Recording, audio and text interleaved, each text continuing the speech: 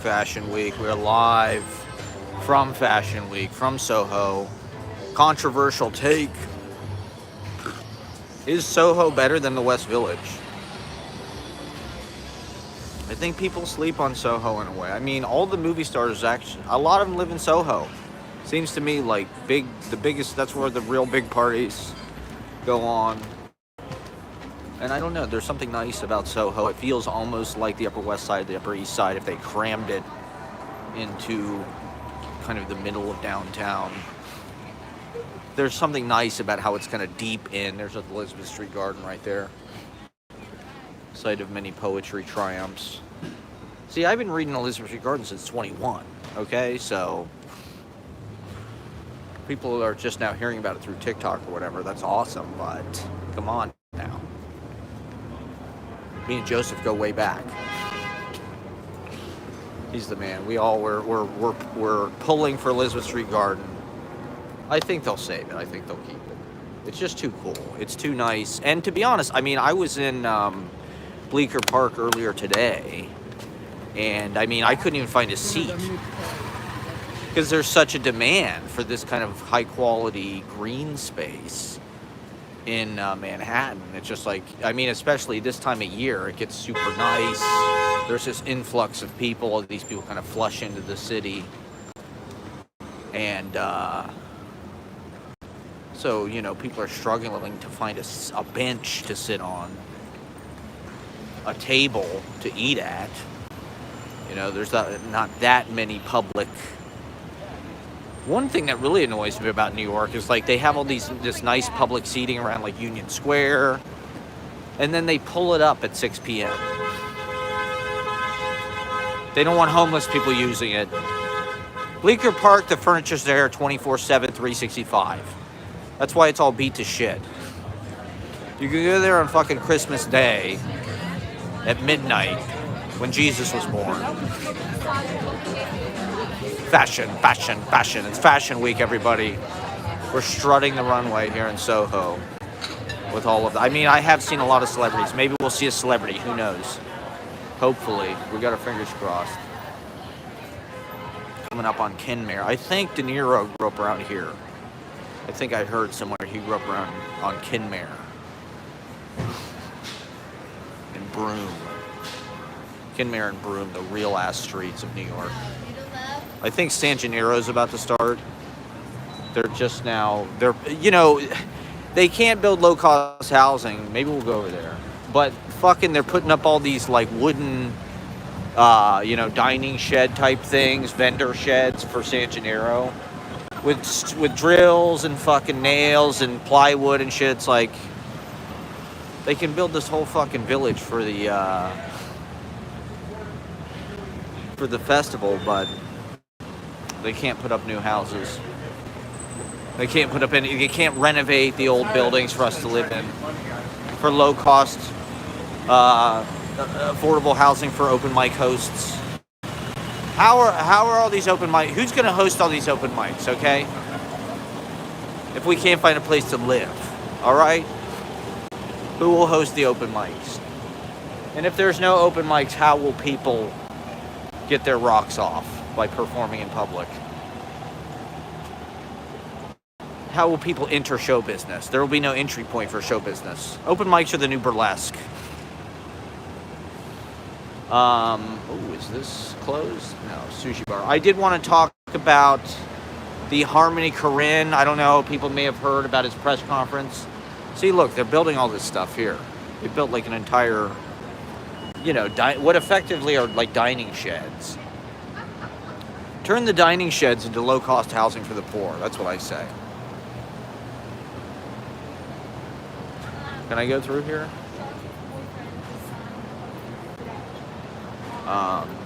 Fashion.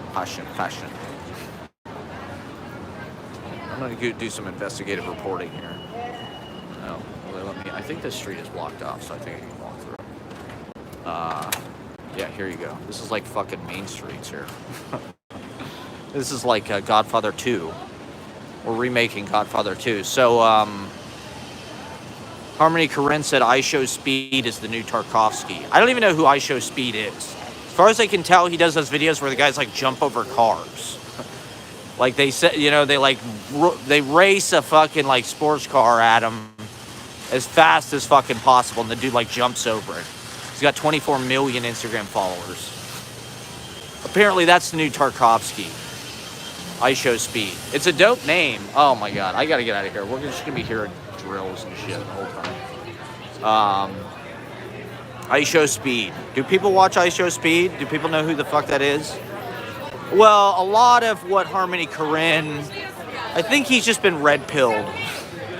He's like a tech bro. He sounds like fucking Elon Musk. I think he's been microdosing too much. If I had to put my money on it, he's on some kind of, Silicon Valley hallucinogenic regime.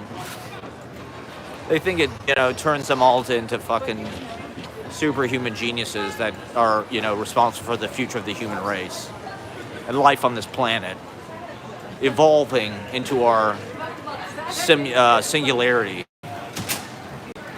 our bionic future selves. The bunny on the train says he likes to look at animals. He just likes to be with animals and be around animals. I like that. But we're being, yanked into the future against our will by tech bros like Harmony Korine. So a lot of what Harmony Korine basically wants, he's just a gamer. I feel like there are two genders. There's like women who are out in the real world, they all have jobs, they're running everything. And then there's gamers. Men are gamers. Male culture, I think, takes place on Xbox Live and PS5. I mean, Harmony Korine got the music for this movie from some fucking DJ or some shit I don't even know. Some guy who's like sort of a Banksy, some reclusive kind of musician who doesn't really have a public front-facing, social media or anything. And so he said they were sending the fucking music for this movie through PS5. He would listen to the tracks on his PS5, and that's how they would get them for the movie. It's like, wow, you're such a fucking gamer, bro. I mean, well, he had some interesting things. I encourage anybody to watch it. It's on YouTube. It popped up in my YouTube. Harmony Korine. Jim Carroll said Harmony Korine was the cutting edge. He said it was the sweet edge of the future. So, Harmony Korine, he's a sage. He was on Letterman when he was a teenager. Werner Herzog, right, was in his fucking movie. So fucking Harmony Korine, you kind of got to listen to him. He's kind of a world figure as far as art goes. Here we have Balthazar again. For Fashion Week, we're at Balthazar. It's a recurring motif in the live streams. But basically, he said this is the future of it. Well, I'm a little bit more of a naturalist than Harmony Korine. I mean, Harmony Korine basically is into video games. I think his new movie, he said it's like he was trying to make a movie entirely with footage from video games. It's like, yeah, there's people that have done that. They've been doing that for a long time. Red versus Blue, anybody? Remember Red versus Blue? Red versus Blue was like a web series that they basically did voiceover over like Halo game footage from the original Halo. And I don't know, Harmony Korine just seemed tweaked out. He seemed like he wanted to be tweaked out. I guess that was what was profound about it. He's got somebody on stage with him in like one of those fucking spring breakers, like ski masks, lime green.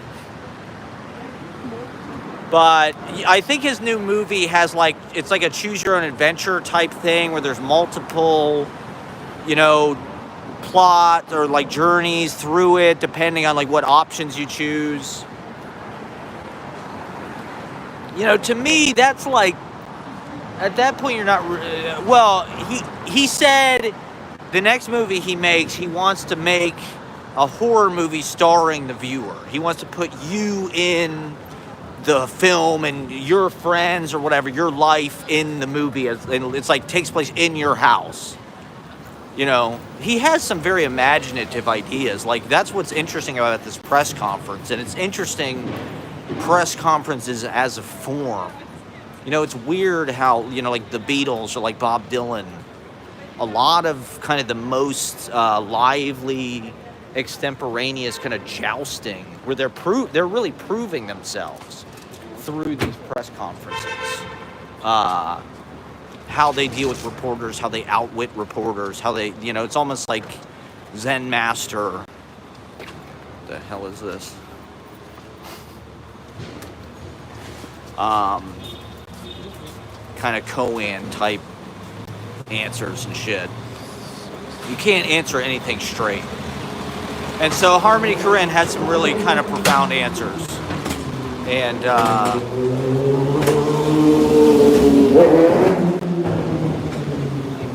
we're at the heart of Fashion Week here. We're right by Finelli Cafe. Those who know, know. If you're in the know, then you know.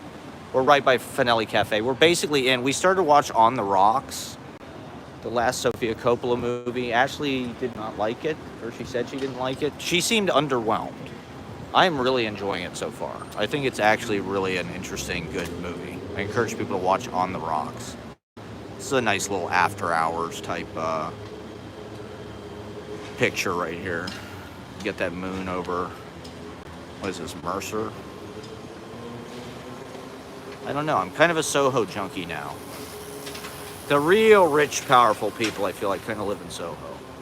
I don't know. It's giving the cream of the crop. You know, I don't know. That's where all the fashion people live, celebrities, whatever, billionaires. They all have lofts. Yeah, so the Harmony Korine press conference, he basically is saying, you know, he said, in the future, you'll just be able to dream movies. You know, whatever movie you want to see, you'll just dream it. You know, which is basically, right, like AI and the Neuralink, you know, is what he seems on board. He seems all in. Just give him the Neuralink, give him the AI, and you just imagine your own movies kind of to order. That's the way that he kind of, you know, which is a poetic way to look at it. You know, like you just dream fucking movies. I don't want a fucking Neuralink. I mean, dreams are movies. And movies are dreams. And I don't know, I think part of what we're seeing, like watching a lot of these older movies, they're kind of unimpressive. You're like, what? But it took time to make this, you know. 40 or 50 years ago, they had to load film magazines. The magazine would only last 10 minutes. They'd have to kind of shoot strategically around that. The lights, everything was a lot less kind of effective. They had to get things developed. They had to edit on a fucking, you know, machine or something. Maybe I'll sit here for a moment. This might work. Let's try this.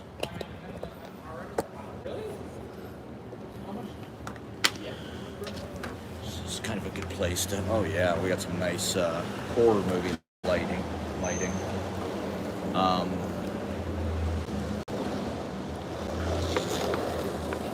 not really a fan of horror movies.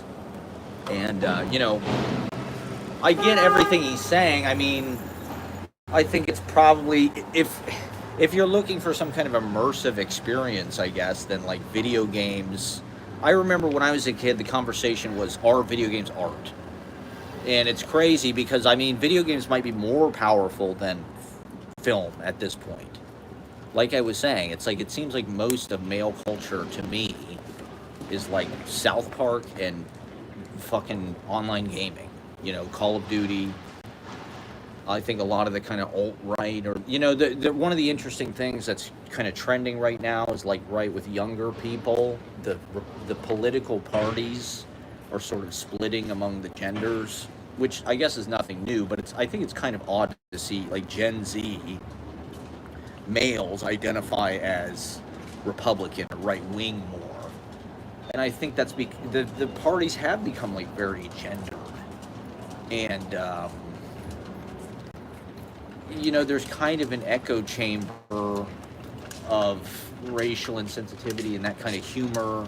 South Park, the level of discourse that occurs on a fucking Call of Duty chat. If you have a headset, I mean, I don't know how it is today, but back in the day, 10 or 15 years ago when I was around people who played video games, it's like there was a lot of racism. That was like whatever, they thought that was edgy, and you could do it online. There were no consequences.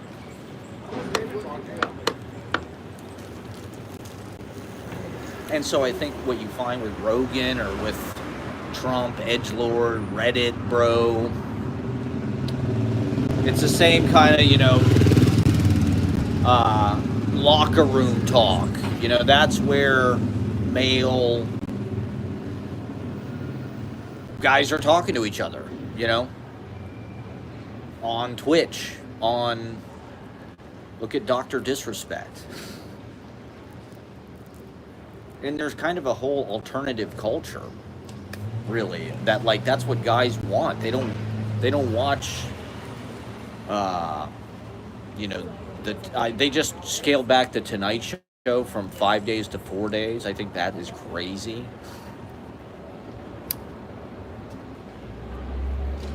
I mean, late night is kind of dying slowly because people are watching YouTube or Dr. Disrespect or...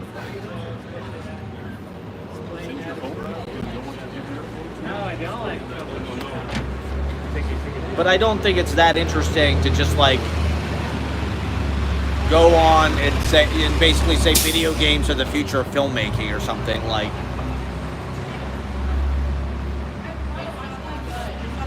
He said Hollywood is crumbling creatively. And I do think that filmmaking is changing. I think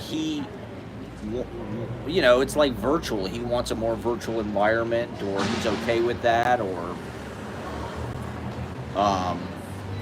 and don't get me wrong, Harmony Korine is super powerful, and I'm sure whatever he does with film and continues to do is going to be super innovative. But it's at what point does it stop being a film, right? It's if it's some kind of VR experience or, is streaming, is that a film? I guess it can be, or maybe it is. These live streams, they're almost like before sunset. 2 hour, real time, walking around the streets of, I really need to go on tour. I need to do my live streams in different places every time. I need to do a live stream from Philadelphia, Chicago, Columbus. The rule on YouTube used to be you had to have 1,000 subscribers to live stream, which is still the rule on TikTok. And that's why I didn't live stream forever, because I just could not get 1,000 subscribers on YouTube. I still don't have 1,000 subscribers. I'm not even close. I have 366 subscribers. Which, I build them one at a time. I get one subscriber every few days. I'm building it brick by brick. So it's a long, slow climb. But they lowered it or something. They probably lowered it to 100, or they freed the streaming for everybody. They enabled it for most people, I think. And so it's kind of amazing that you can just get on your fucking phone and go live. I'm kind of surprised more people aren't doing this, to be honest. Out in the world, it's why aren't there more people just live out in the world? I know people are streaming, or they're starting to dabble in streaming, but I saw somebody today in Bleecker Park that had a stick tripod that they had their camera on. I don't think they were streaming. They were making some kind of TikTok video, but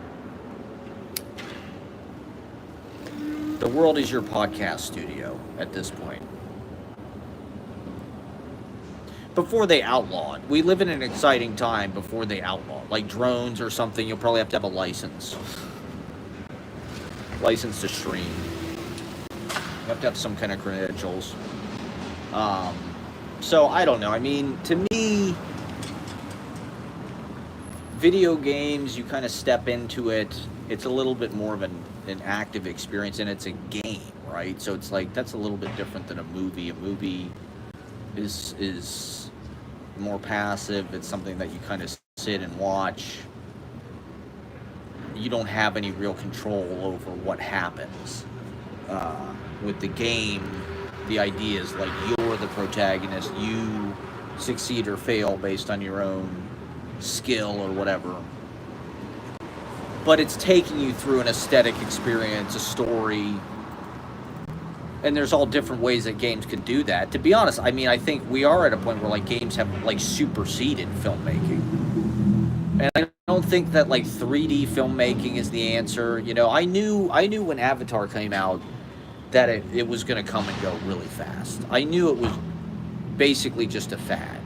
You know, my boss bought tickets for everybody to see it. We went, we saw it in 3D, and it was cool. It was okay.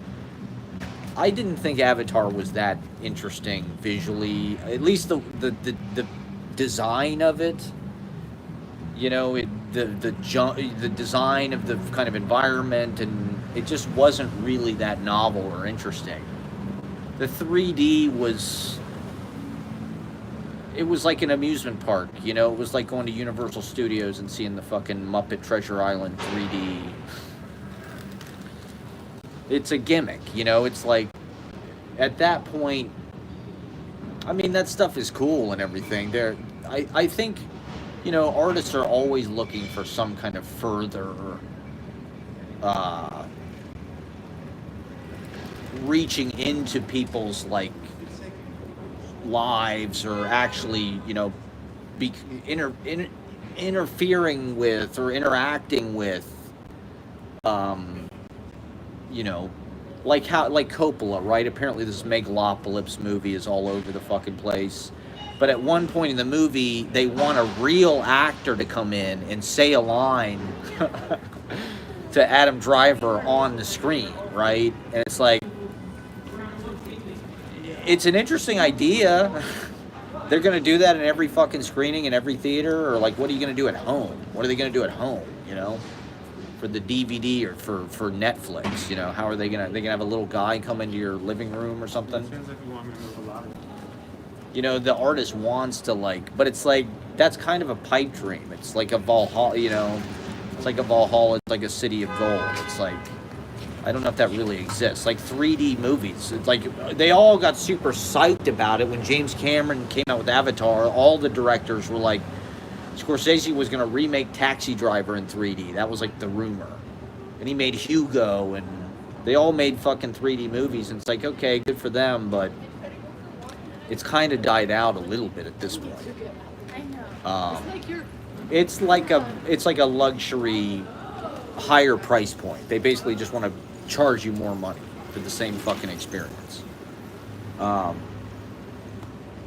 you know, at Universal Studios, you see that. You see them constantly trying to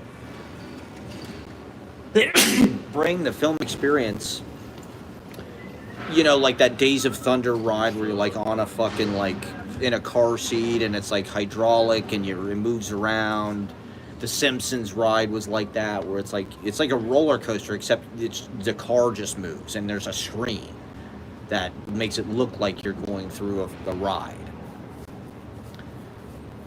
So it's like that's almost like a movie, except there's an illusion that you're actually a part of it. And I guess this goes back to like that great train robbery movie, one of the first movies ever made. Like people got freaked out because a train came at the camera; they thought it was going to hit them. You know, there is an aspect of filmmaking or visual art that's like your body thinks it's real or something, or it's almost like a trick. You know, it's like a trick. And this is something I think we need to think about as a culture. It's like, what does that do to our nervous system, to our perception, watching all these images that are fake, that are fiction, that are filmmaking, but our body might think they're real. You know, films are kind of like these weird physical nightmares or dreams that our society has. Collective, you know, it's like the ribbon of dreams. It's a it's an incarnation of the collective unconscious in a certain way. They're like collective dreams that we have as a culture. That's why I think David Lynch, I mean, this was, this is, Louis said an amazing thing about David Lynch I heard the other day. This is the magic of Louis. Like, he said that David Lynch, unlike other filmmakers who film dream sequences, it looks like David Lynch went into a dream and just filmed the dream. I thought that was a really poetic way of describing David Lynch. It's Fashion Week, so people have to come out with like their obnoxious compensation rockets.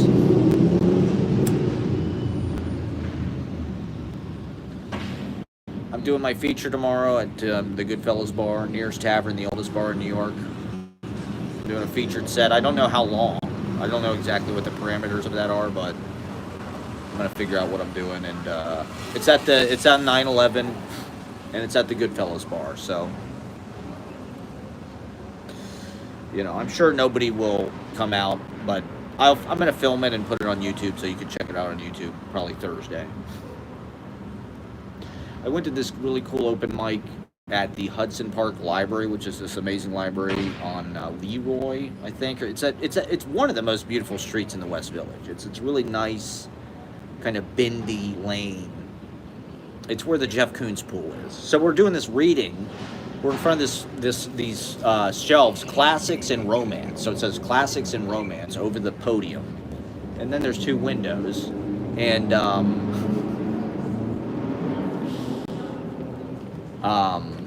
behind that, there's this Jeff Koons pool. And then we look at the next step. This pool that they're going to demolish, I guess.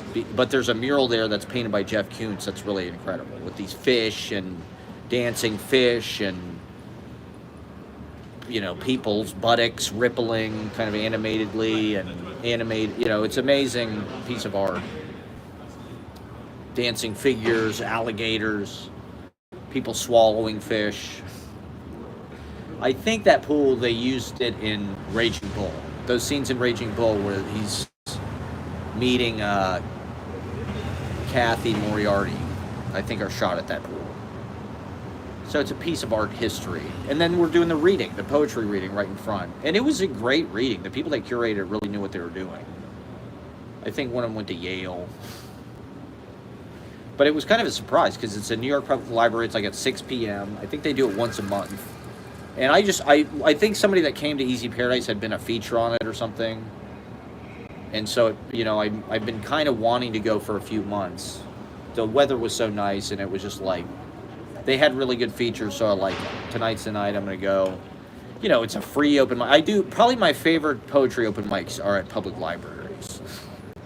There's nothing better than a good public library open mic, because they're always early, and it's usually this one was very hip. I was kind of surprised. It was very hip people and cool people, young people. But they're usually old people and, kind of weirdos and my kind of people, in other words. The people who really love poetry. And I don't know, I love the library, what's better in our society than public libraries? They're about the best thing left.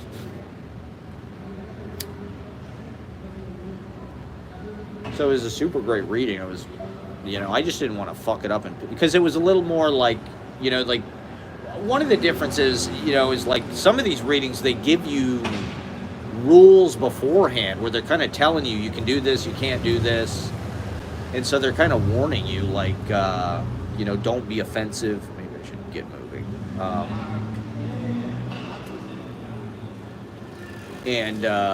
I wanted to read something nice. Usually when I go to a new reading, I try to play nice and not really offend, or go all out.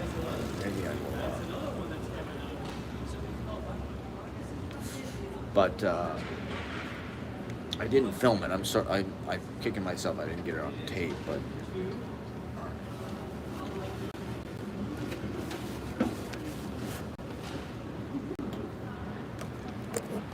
We'll keep moving for everybody. It's Fashion Week. We are live from the heart of Fashion Week, everybody. Soho. New York City.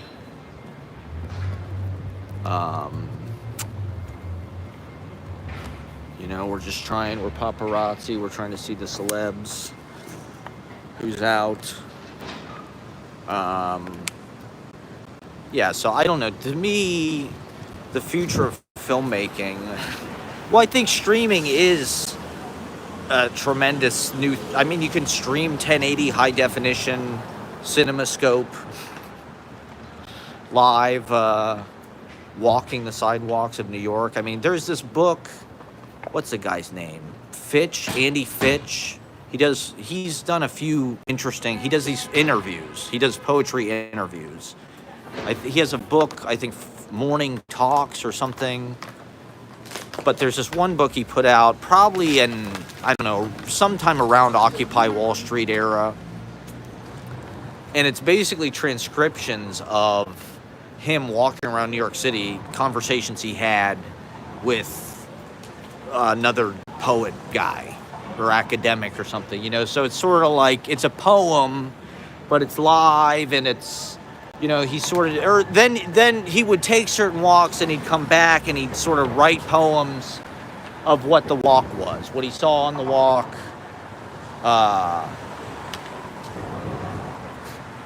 And they were formal, you know, he kind of kept it strict, like he would have very kind of simple one sentence long, they were like prose poems, they weren't really lineated, but, you know, the idea of walking around transcribing your talking, it's like Life of Boswell.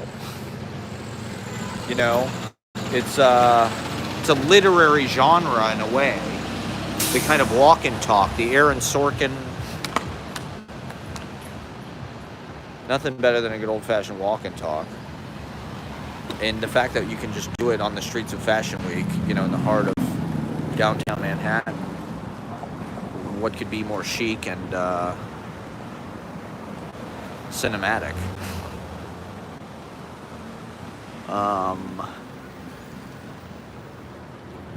Okay, what the hell else do we need to talk about? Jesus Christ.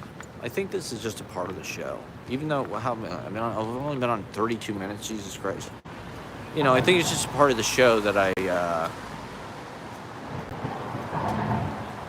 lose my train of thought. Or sort of go up on, oh fuck, I don't have anything to talk about.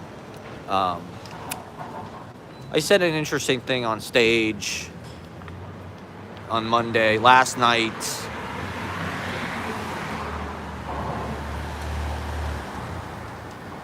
You know, and I'd like to get more hardcore poetry people in there, but there is, you know, like with poetry, there you have to set up this kind of sensitivity, trigger warnings, and you have to police that. You know, if somebody says something offensive, like the host at this open mic before was like, they're extending their streak of unproblematic poems, which means that like somebody has gone in there and read something, and it's been like, no, that's fucked up. We have to stop you. You know, we have to stop what you're saying because it's too fucked up. You're gonna hurt people. And, you know, those are the people who probably show up to Easy Paradise once. And they're like, well, that was fun, but I'm deeply offended and can never go back. Like, there was a girl who read at the open mic who had been to Easy Paradise a few times. She's super cool. We had a nice interaction. But she said, with Easy Paradise, it's like, you never know what you're going to see. It could be anything. You know, which leads me, you know, and I think that's probably the experience that people get now, where it's like, it's not necessarily like they come every time. It's like, wow, that was the best talent I've ever seen. It's like, sometimes it's like you're going to see people that are going to say things that you probably, you know, if you did them at a poetry reading, everyone would be deeply aghast and, you know, freaking out about it. Which is fine. Maybe that is the sane reaction.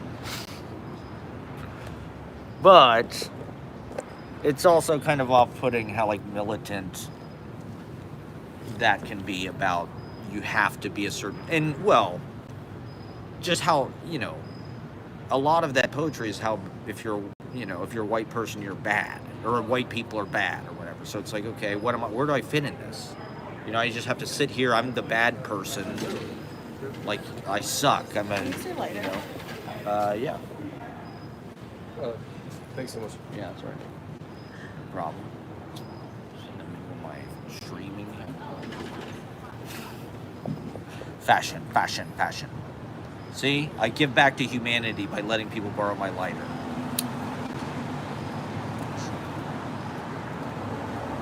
I'm a humanitarian, okay? In action.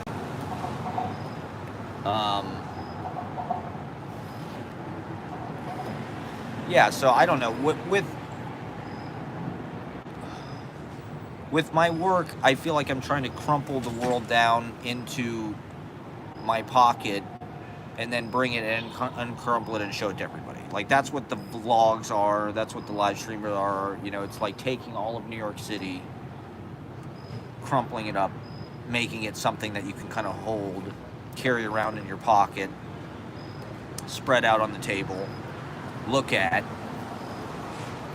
a bunch of different angles of, kind of get your hands on it, get a hold of it, and I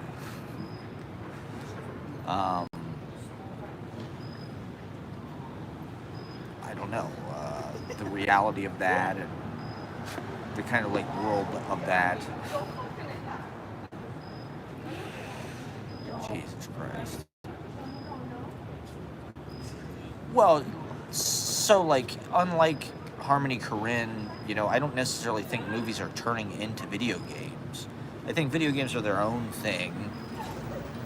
They're an art form in and of themselves. They're probably more advanced than film. They're more immersive.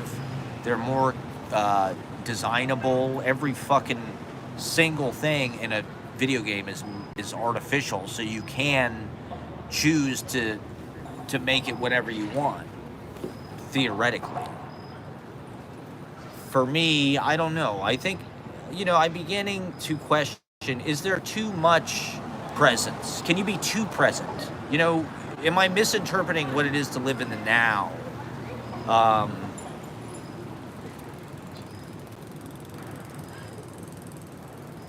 Because, I want to live in my real life. I want to go out in the world. I want to meet real people. I want to go to fucking poetry open mics. I want to, that's the video game to me. Writing, meeting people, having adventures, having stories, the magic of, chemistry, synchronicity, coincidence, the journey, the path to making yourself kind of a historical figure or something, or some kind of immortal artist. Trying that with your life, trying to, be great, trying to live big, trying to, I get jealous every second of my life. I feel like I'm jealous of people who have great lives. People who have met great people who are friends with famous people who have traveled everywhere, played gigs to huge audiences everywhere, people who are part of history, people with great apartments, people who can jump all different cities. There are people out there who are living great lives. And I think my life is great, but it's also kind of small because I, am poor and have no way of creating large amounts of money. At least not that I've really prioritized enough to figure out. And so I get jealous of people who are living great lives. But,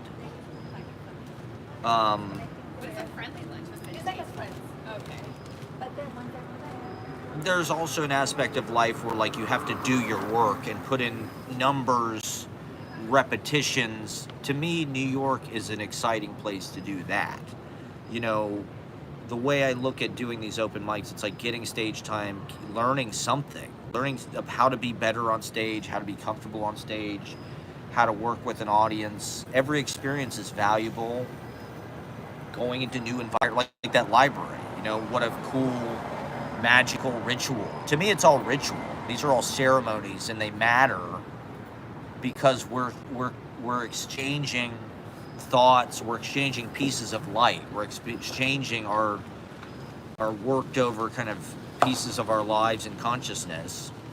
We're giving them to each other through these performative kind of witnessing transactions in public, in person, in one room together. It's not online. It's not a Zoom thing. Although that is cool too.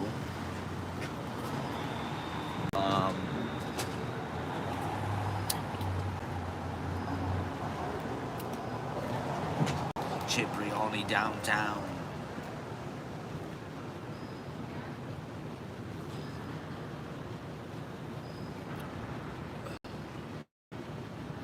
And so going to this library, I mean, Jesus Christ, this library is 130 years old. It's in the West Village. It's funky. It's just aesthetically super cool. Like I said, the Keith Haring murals. Like, what a special place to just even read your poetry. I think poets are people who go through life with a sense of ritual and magic and looking for the meaning, the metaphor in everything.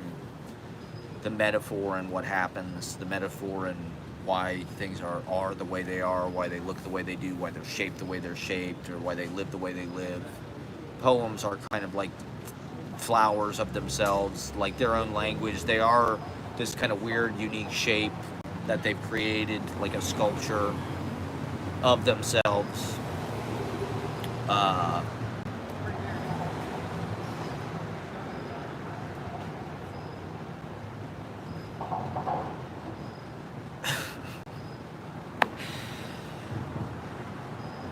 It was nice to just be at a poetry reading, to be honest. I mean, it's fall. Fall is a time for poetry readings. And it's just a way, I mean, in a library, you know, there's the classic section right there. I could see the Decameron. And I don't know, it's nice. The open mic has become a circus, and I love that. You know, it does have to be kind of everything. But it would be nice to have like just a purely poetry event or something. And to go to more stuff like that, stuff in Brooklyn and bookstores, and autumn everything turns brown and yellow like books.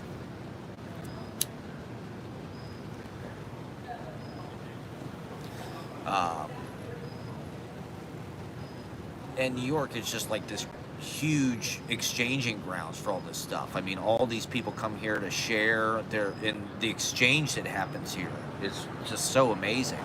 There's just so many people to meet at readings, to exchange, you know, words, to hear their words, to, you know, and you hit it off with them. You make friends. You know, it's like a fast track way to figure out who people are and who you fuck with. You know, it's like you're seeing their legendary night, says Danny Fallon. All right. Yeah, maybe I'll talk about Fashion Week. I mean, yeah, it was, the open mic was fun last night. It was, you know, we had a lot of talented people. We had some amazing piano stuff. Fucking Bella played some amazing piano improvisations. I'm having a little bit of, I don't know, it's hard for me. Some people are kind of going long sometimes, which is okay. I would rather have people go long. I like people kind of getting to dig in. You know, I think it takes a few minutes to really get into something. And so I want to give people some time, you know, to kind of to submerge into stuff and to actually lock in.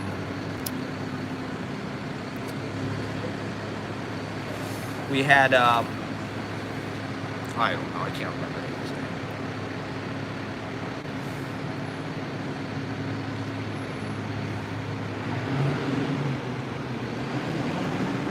But,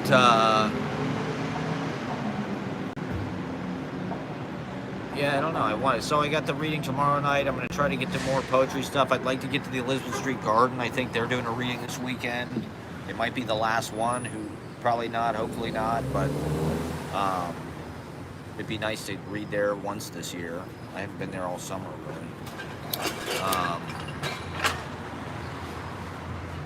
Yeah, so I don't know. To me, it's like maybe it's fakey, but I try to use the phone as a way to just show people real life, right? Like that's presence to me. It's like by doing a vlog, by moving my filmmaking sort of like technique into my life and my living, it becomes sort of like a New York School poem of a film where it's like I'm using the actual material, I'm using the actual things that people are saying. You know, we're writing scenes together, you know.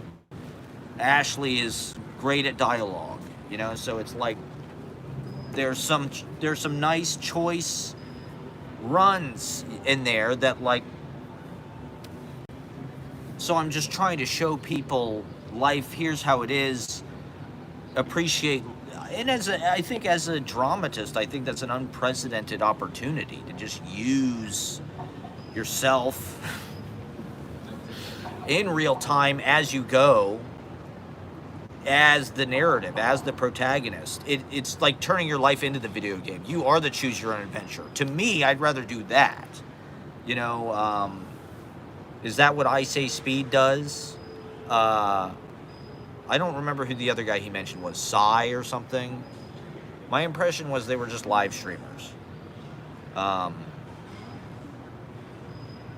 Which, you know, with my live streams, I try to do my Dinner with Andre, I try to do The Fever, I try to do Spalding Gray, I try to do David Anton, I try to do Gene Shepard, I try to do Joe Franklin. This is my radio broadcast. It's my brand of autism. It's my trauma dumping. Are there important things we need to talk about? I feel like there's probably some important thing that I wanted to talk about. This is like the crisis that I'm in all the time now. It's like, I'm like, oh, I should talk about this on the live stream, but then when I do the live stream, I spend half the live stream doing this, where I'm like, oh, did I forget to talk about the... I thought about doing entrance music at Easy Paradise, like giving people their own themes. Like in wrestling, you know how every wrestler has like a theme song? So it's like every act would have a theme. So it's like every time I bring up Angel Lugo, he'd have a certain song. Or every time I bring up, you know, Danny Fallon, he'd have a certain song. Something I'm experimenting with. Maybe playing music as a between the act type thing. I kind of like doing everything on the show. It's like I'm taking pictures, I'm doing Instagram stories, I'm running the board, I'm filming it, I'm hosting it. You know, I'm going through the list, trying to figure out where we're at. But, you know, I probably should have a sound guy of some time. I'm worried that it looks super cheap. Because there's a point every week where I play the entrance music, then I go on stage, and I have to come off the stage and turn the entrance music down. And it's the first thing that happens during the show, and I think the audience sees that and just goes, wow, that is pathetic. This guy doesn't even have a sound guy. He has to come off the stage. It's just like such an Ed Wood move. I feel like I'm Ed Wood. You know, Ed Wood, I don't know if people have seen that Tim Burton film from the 90s. I haven't seen it in a long time, but I remember it being very good. It was sort of a proto indie film Bill Murray.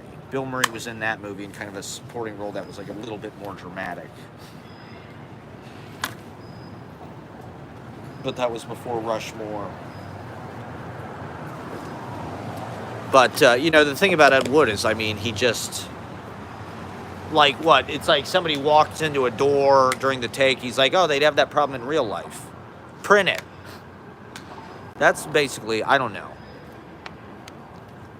You know, that's the miracle of poetry to me, because a lot of the poetry that I've liked is like propaganda about just like laziness, weakness. You know, with filmmaking, it was like, there's a sense that if like you don't do it right, if you don't get the lighting right, if you don't, you know, you do it, you keep doing takes until you get it right. Like Kubrick will do 100 fucking takes, or David Fincher, or whatever. They're perfectionists. You know, I saw Marlon Wayans said Keenan Ivory Wayans made him do 40 drafts of don't be a menace before he greenlit it. He made him do 40 drafts. This is Cipriani downtown. This is like one of the most GG public. I wonder if Barron Trump is there. Oh, look, it's the Gucci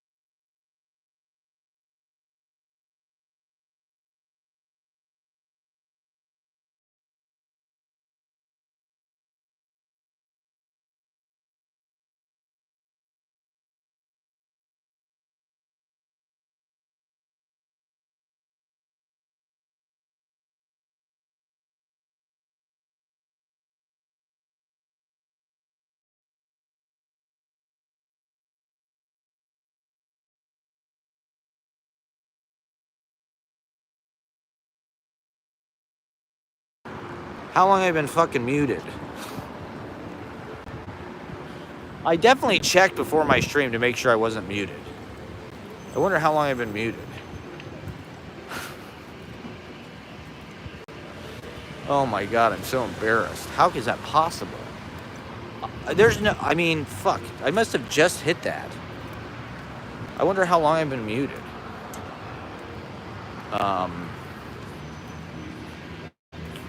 That's crazy. Why didn't anybody tell me? Why didn't you tell me I was fucking muted? Well, thank you for telling me. Can you hear me now? That's what I was afraid of. I literally checked right before I went on to make sure I wasn't muted. And I don't know. I've had a few people watch, so I don't think I was muted the whole time. I don't know. It's not like what I was saying was that important anyway.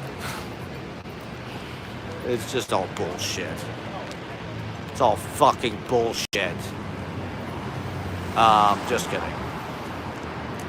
We're downtown. It's Fashion Week. Oh, you know what it was? I probably hit it when I switched my camera back. So, you know, when I switched my camera back and forth, the mute button, thanks a lot, YouTube. The fucking mute button is right below where the camera fucking switcher is. So, I probably just muted it, maybe. So I probably wasn't muted that long. Hopefully. I don't know. Who knows? We'll see later. There's nothing we can do about it now, you know? It's just fucking part of life. Being on mute. I did watch the Jason King set on Kill Tony. They finally released it on YouTube. People are watching. There's a great act. You know, one of the acknowledged. Everybody that sees Jason King knows that he is a very talented guy and a special talent. And he's a super nice guy. He's super cool, super down to earth. So this Kill Tony, they did it at Madison Square Garden, right? There's fucking 20,000 people there. And they did it, it was a couple weeks ago. It was like 2 or 3 weeks ago. But I got a few messages about it, like, holy shit, look at this, Jason King's on Kill. It was like a pay-per-view. You know, you had to pay to see it. And a couple people did. They were watching it, and they sent me messages, fucking Jason King is on Kill Tony. So, but they just posted it on YouTube. The version, the Kill Tony at Madison Square Garden. You can watch it now. It's got 4 million fucking views. And to be honest, they didn't have that many people on. You know, the show is something like, 2 hours, 45 minutes or something. And,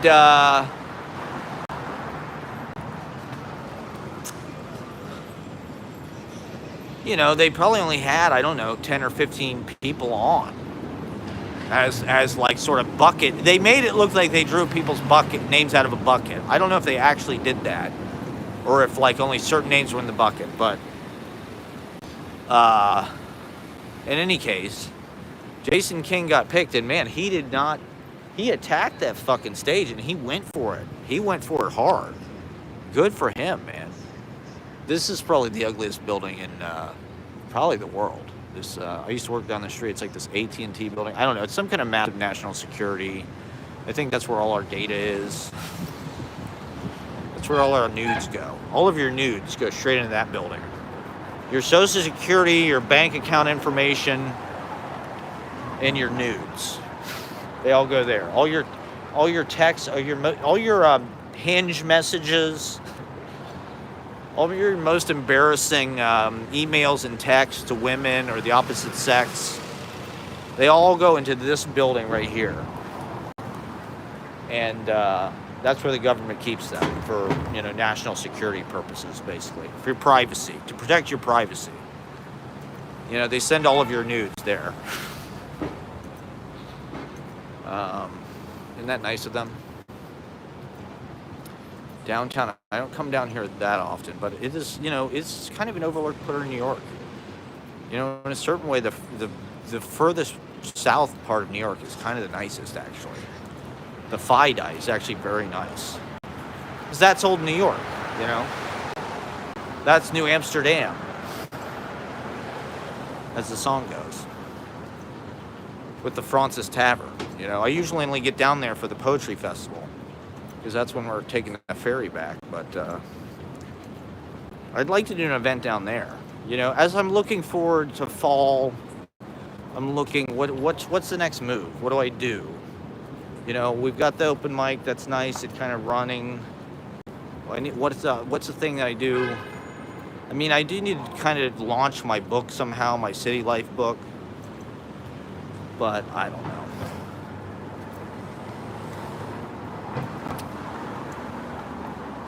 We need a big breakthrough project moment. Ashley and I watched Porter Brooks the other day, the cooking show I worked on. It's all on YouTube, the cooking show I worked on in 2014. It's got like 16 views. Porter Brooks, look up Porter Brooks. Oh God, what else? I'm committed to this, okay? We're gonna do 2 hours. It might not be pretty, but New York is pretty. I mean, Jesus Christ. Okay, so I read this, while I was muted, I was talking about how I read this essay by Bonnie Bremser about Ray Bremser, and I read this essay about Ted Jones, which I had talked about last week, which, you know, these guys were kind of my inspiration. You know, the fantasy, I guess, the escapist fantasy I was living in, you know, from like 2018 on, against the face of, you know, whatever was happening in the real world, the Trumpist dystopia, the collapse into narcissistic cyber feudalism, powered by narcissism. Maybe I'll talk about narcissism. I think that's something that's been coming up, so I'll talk about that too.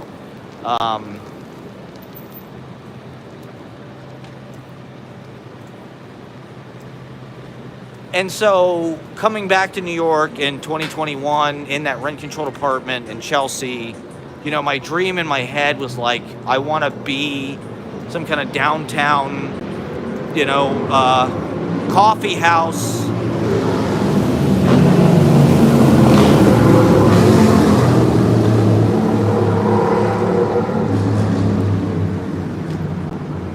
You know, the thing that I like about the Beat moment was also that it sort of threatened to become like show business or like entertainment. You know, McDougal Street and in North Beach, these were kind of legendary places, you know, to read about Bob Kaufman holding forth in these coffee shops or cafes, you know, in North Beach or in the Village, where people just pay him or buy him coffee to hear him talk, to hear him converse. He's reading poetry the whole time. He's reciting Eliot by memory, or Ted Jones, kind of the same thing. He just hangs out in these fucking coffee shops on McDougal Street, and tourists, you know, kind of fucking buy him coffee and pay him, and he reads in the coffee houses, and, you know, they pass the basket or whatever the fuck, you know, the milieu that Bob Dylan kind of emerged out of, the Gaslight thing. Hugh Romney, David Brent, Jack Michelin, and then, of course, famously, you know, Kerouac or whoever. Allen Ginsberg, Gregory Corso. But also, you know, the New York school, sort of coming out of that to some degree. Frank O'Hara would read at the Living Theater with Leroy Jones, or Allen Ginsberg, or, you know, Bill Berkshire would be there. And this essay, you know, where Sparrow talks about Ted Berrigan as a folk singer is really interesting, because I think it's just such an accurate metaphor. You know, he talks. It was weird because I was watching this fucking interview with Dave Van Ronk on YouTube. This guy, Nightly Moth, who does all the Dylan stuff, just posted a fucking the extended interview with Dave Van Ronk from the No Direction Home thing. And I feel kind of like Dave Van Ronk in a way. He's another guy that kind of hacked it out in the village for tourists, making money, being an entertainer, mock show. That was Dylan's Hamburg, the folk scene. And that was sort of conjoined twin of the poetry scene, in a way. Taylor Mead claims he was the first person to put Bob Dylan on stage in New York. He said he liked his lyrics. He thought his lyrics were unbelievable. So he put him on stage at the Gaslight. And Taylor Mead also being sort of like the hero of all this stuff. Basically just trying to cosplay and remake and reboot Marvelous Miss Maisel, but of poetry. It's just a big reboot, okay? Where, when I moved to New York, Taylor Mead had a weekly show at Bowery Poetry Club. Where the Taylor Mead show, and he'd just get up and be unprepared, And my biggest regret in life is not paying $10 to go see it. But that's basically, what I'm trying to do with KGB. It's a weekly show. It's in East Village. Try to make a little money. I mean, technically I am making money in show business every week. That's not easy to do. I'm not in a wedding band or anything.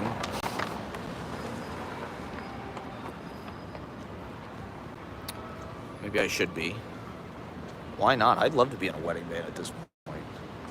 I was a wedding DJ. Make money to play music, to play, songs that people actually dance to. Shit, yeah, sign me up.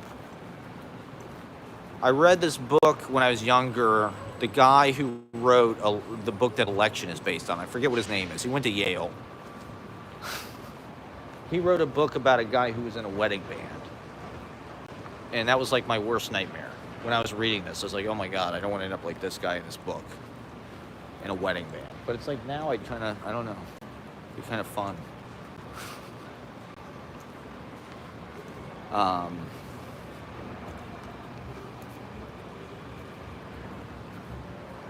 And so, I don't know, it's a collage of a lot of achievable dreams, I guess. But it also feels like, to be given the key to unlock that and actually sort of get to live that out. To be able to come back to New York.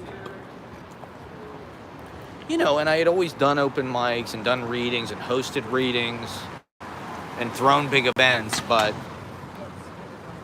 to actually get to the point where you get a show once a week in a good venue in Manhattan's not that easy to do. And to turn it into a piece where it's like, you're trying to get all these people, all this stuff to work together aesthetically, You're trying to get comedy and poetry and performance art and piano and pre-recorded tracks and hip-hop and everything, spoken word. Get it all to kind of like burrito bowl together into something tasty. Here we are on good old Canal Street.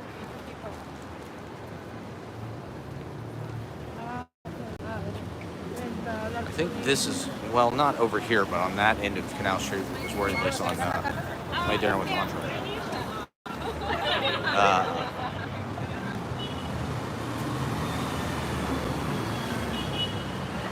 I don't know. I mean, I'm committed to real life. I'm out in the world. Maybe I'm in the fantasy disconnection of my own little stream, but like, I like looking at life, looking at real people, being out in real rooms.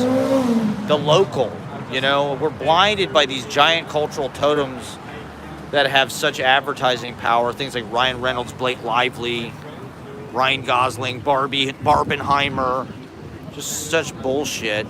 But the local really is the culture. The local really is where it's like politics. All politics is local. Well, so is culture.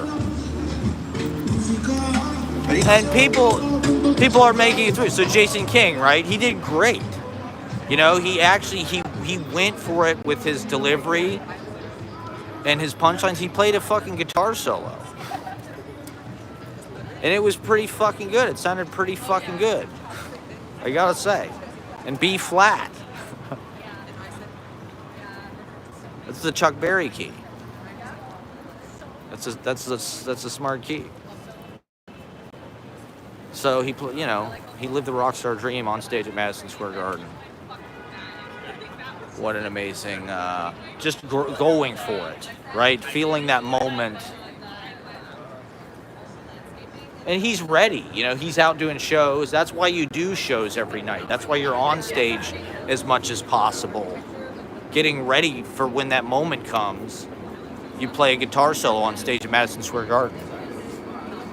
And everybody on Kill Tony. Because, to be honest, those shows, he's an impressive guy.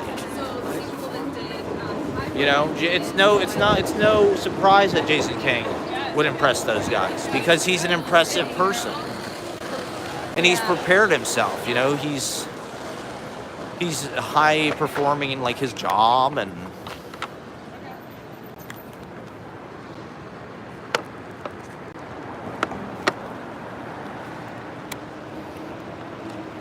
it's no surprise to me that, you put him in a room with Joe Rogan, Shane Gillis, Tony Hinchcliffe. Of course Jason King is going to shine. He's a super, super talented, super smart, super present.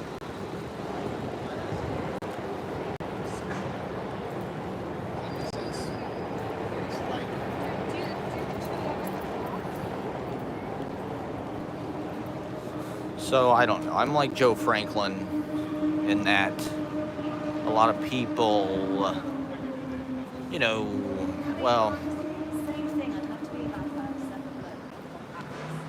not that I'm the first thing Jason King was ever on.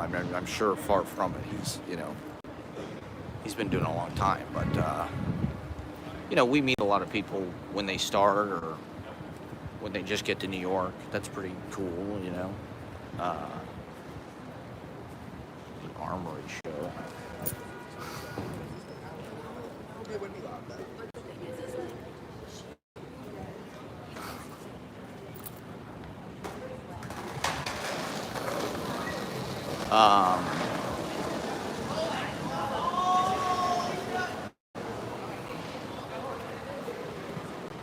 There's always new people coming in, and at a certain point people leave. So it's kind of interesting. It's such a, it's like a river where it's just like you're in it, so you can't really tell where one water ends and where another begins. But it's like there's always new people coming in. There's people that are becoming regulars before your very eyes. But there's also people who are not coming back at the same time, so you're losing people. So it's it's almost like an hourglass or something where there's their sand just going through it at all times. And so there's a transience to it, I think, that we're almost like a fucking,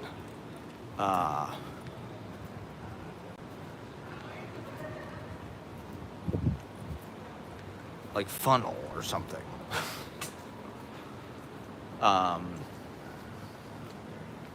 Oh yeah, narcissism. Why the fuck was I?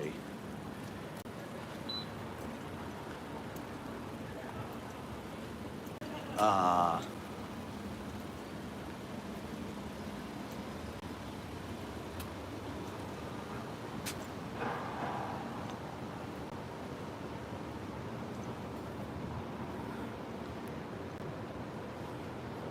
I can see here. I think they've got.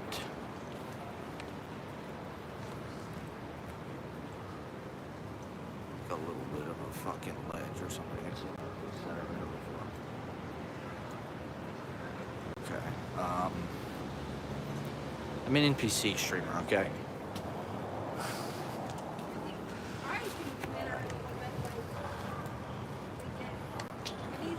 Well, I don't know. I just think it feels like narcissism is encouraged, and our whole thing is being powered by narcissism. For some reason, they've turned the internet back at us with a selfie camera. Oh yeah, Wings of Desire, definitely one of the best movies. it's different than the other Wim Wenders movies where it's like it's a little more. It's like a Paris, Texas movie where it's like there's a little more. It's concentrated. Um,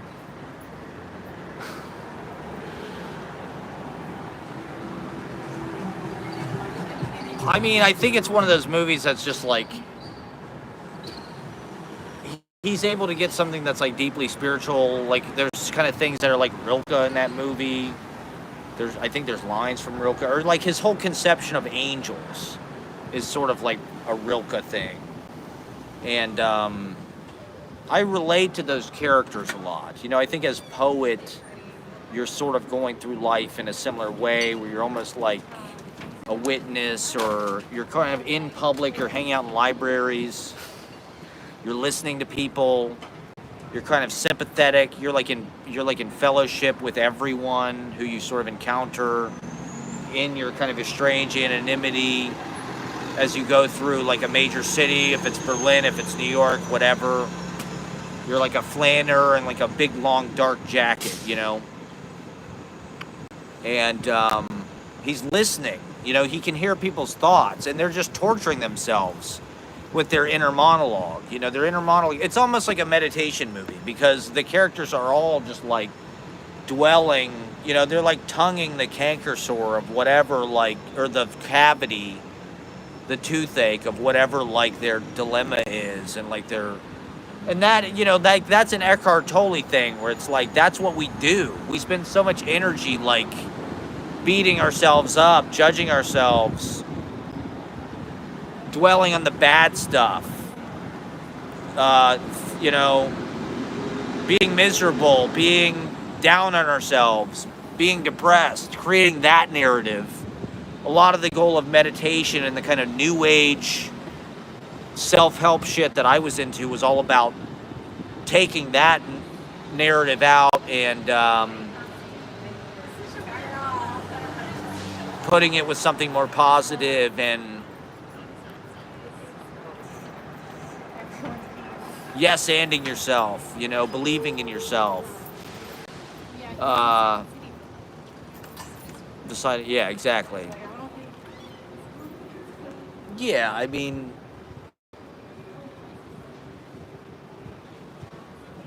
that I haven't seen it in a few years, but I remember that movie kind of hitting me in a major way. I mean, it's just a big achievement, you know. It's like Raging Bull or something. It's the whole circus thing. I don't know. It's interesting that the angels come to Earth to experience, like, they want to be human, right? That's kind of like the myth of the movie. It's like they're jealous of human beings because human beings actually get to fall in love with the trapeze artist. It's like Fellini, kind of, the circus performer. And I think that that's like a story that human beings have to tell themselves about the misery of earthly suffering. You know, living in a body. The narrative about bodies has just changed so much in the past few years, where now it's like hip to disown your body. People hate their bodies. They want to act like their bodies don't exist. They want to change their bodies, you know, or deny their body. Why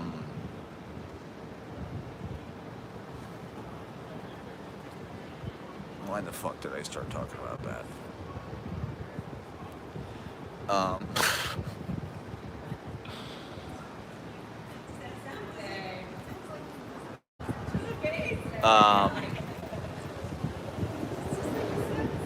And so I guess that's true. I don't know. I mean, well, it does kind of ask a bigger question, which, like, are we some kind of spiritual beings that choose to come here, and Earth is some kind of school? You know, Earth is some kind of like place where our souls come to suffer for decades and decades and decades. You know, it takes that long maybe to learn something, to learn humility, to actually change. You know, it's like water dripping, you know, down a stalactite or something. It's like it can build that whole thing, but it takes decades for the buildup to happen. But it happens, a millimeter at a time, a day at a time, an hour at a time.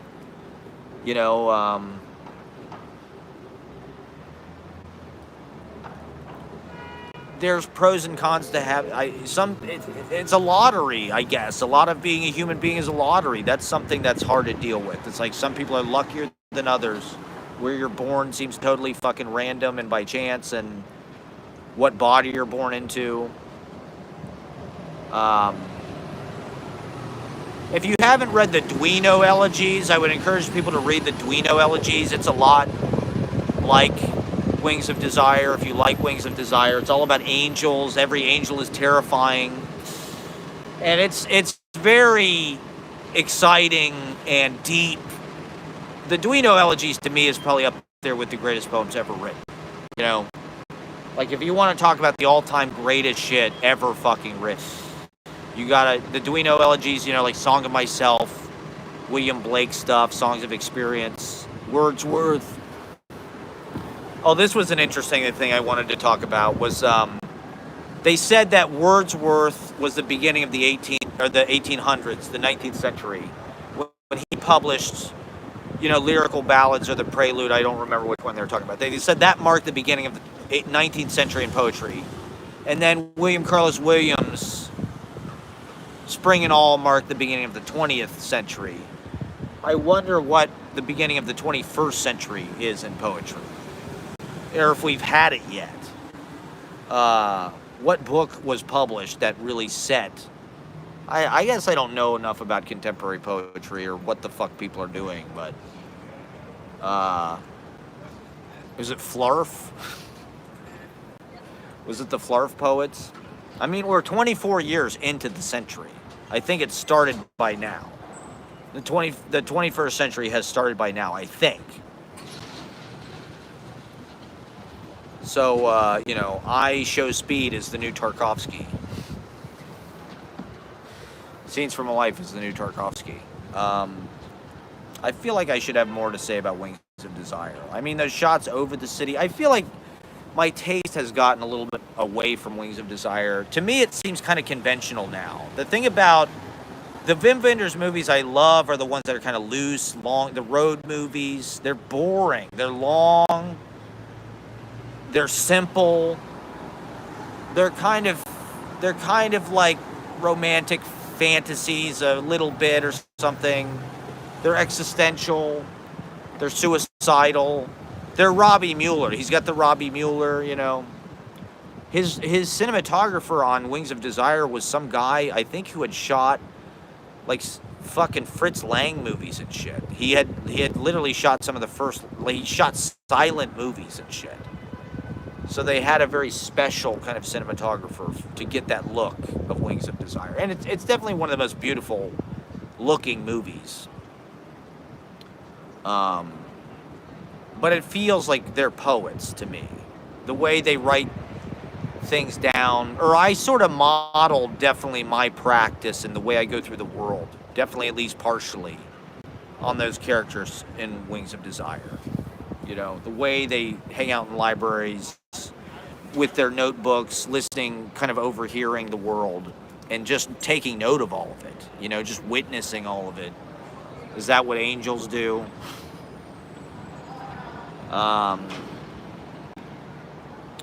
I guess that's kind of self-aggrandizing. But I don't know, a lot of the Wim Wenders stuff was like stylish and kind of taught you things about living. Those Rudiger Volger characters, or The American Friend. If you haven't seen The American Friend, it's definitely one of my favorite movies. I like Wim Wenders movies a little bit slower and weirder.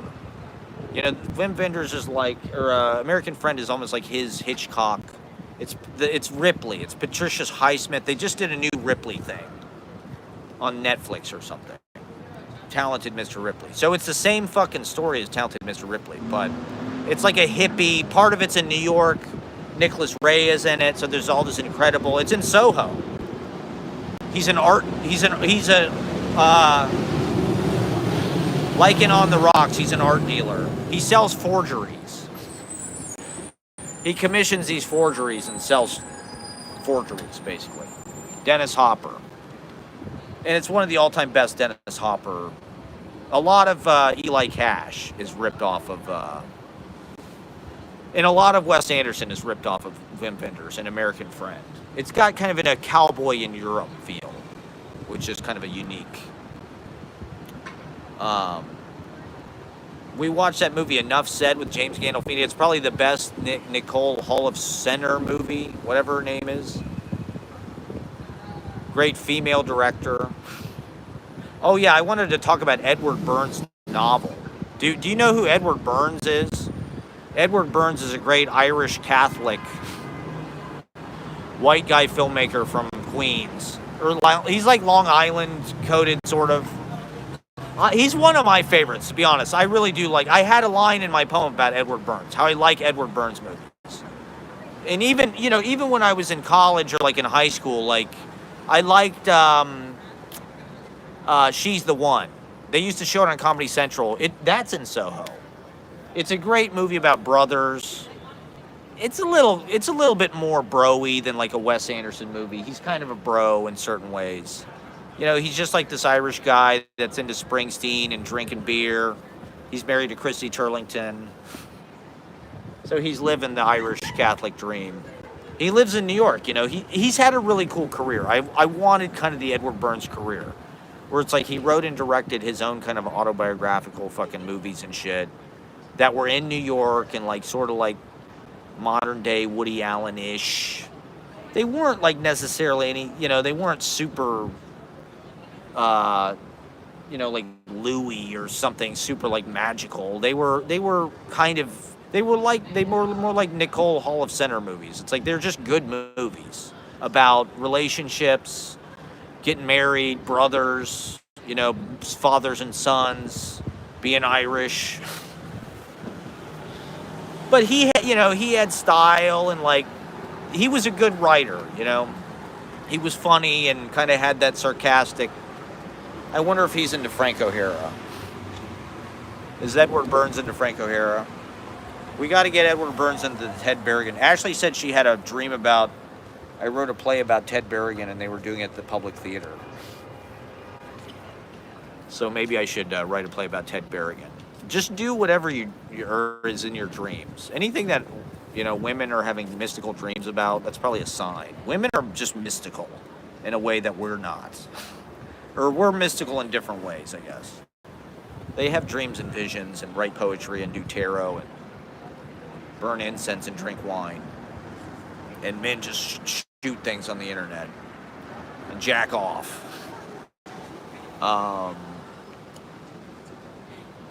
Edward Burns wrote a fucking novel. So I went to Three Lives Books to check out the new issue of the Paris Review. I always go there to check out the new issue of the Paris Review because it's always in the window. So I looked at it. I saw that there was a Benjamin Cruzling poem in the Paris Review, which is pretty cool. Because he's kind of a New York insider. And so it's sort of like a victory for New York. The fact that finally like a young New York cool person has like gotten in the Paris Review. And it seems like a good poem. I didn't read all of it, but it seemed good. So I was happy to see that. So I wanted to go check it out. I saw they have an interview with Schuyler in there. Between Peter Sheldall and James Schuyler. So I got to go get that. I'll probably go to the library one day this week and read that from start to finish. Because Schuyler's one of my ultimate, heroes and influence. He's a live streamer, basically. He would love Harmony Korine. He would just live stream his thoughts. I think if he could get away with it. That's basically what his poetry was, and that's basically what my poetry is. It's sort of like a condensed highlight reel of my thoughts. So I'll do an hour. I'll do 2 hours. Yeah. So Edward Burns is a fucking novel out. It's called The Kid from Marlborough Road. I think a lot of people wrote novels during the pandemic, like Werner Herzog. I wrote my pandemic super novel. We've got a lot of novels that are coming out post-pandemic.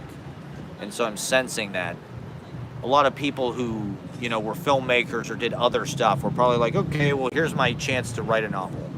I'm stuck at home. I'm quarantined for a year or whatever. Edward Burns is quarantined with Christy Turlington in the Hamptons. So he's going to write his fucking novel. I just want an Edward Burns-like career. Is that too much to ask for? How do you do that now? Would he be a streamer? If I Show Speed is the new Tarkovsky, who's the new Edward Burns? Scenes from Life. I'm a young stallion in the prime of my youth. I'm probably one of the few people who like She's the One. Sidewalks of New York. We got to do an Edward Burns retrospective. We're gonna app in that into the Endless Film Festival, the never-ending film festival.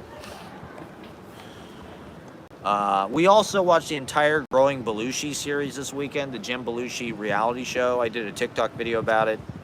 It was surprisingly good. But it's also just unbelievable, the mistakes. They just make huge mistakes that would sink anybody that wasn't making tens of millions of dollars from syndicating a terrible sitcom. According to Jim, he's got that syndication money. So sitcoms have probably made more mediocre people incredibly wealthy than anything else. Well, maybe not. Well, everything in our society is designed to make mediocre people wealthy. Crypto, the stock market. I think the stock market is just money laundering. I heard something the other day about like stocks.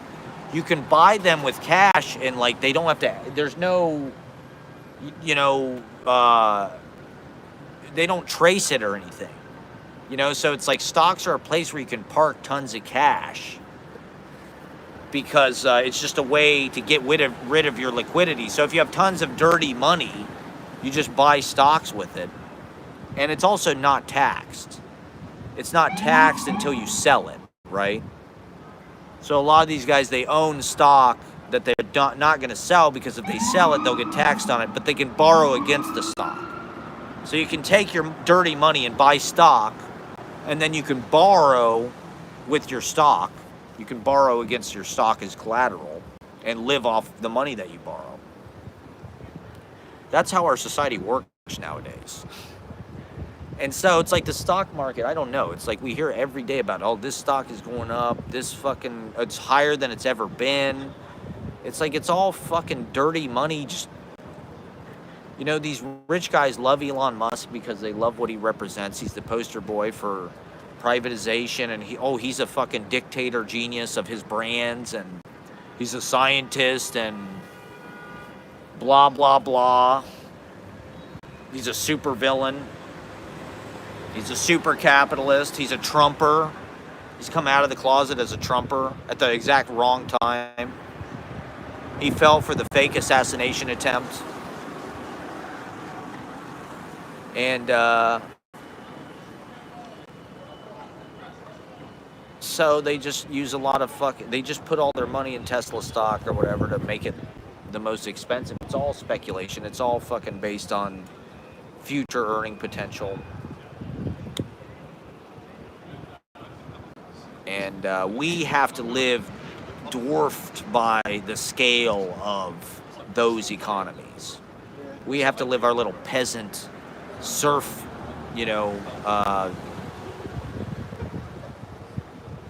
techno-feudalism, our digital serf lives as open mic hosts, sort of beating the pavement amongst the super talls and the giants and the billionaires and Elon Musk is on track to be the world's first trillionaire. Isn't that good news? The dollar just isn't what it used to be, is it? It's not worth what it used to be. I mean, I'm a long way from $1 trillion. I'm a hell of a long way from $1 trillion. I thought I might just get a job in a library.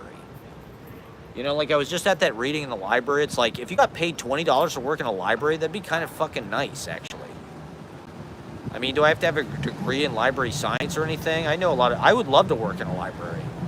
If I could get paid $20 a fucking hour to work in a library, that'd be pretty cool, to be honest.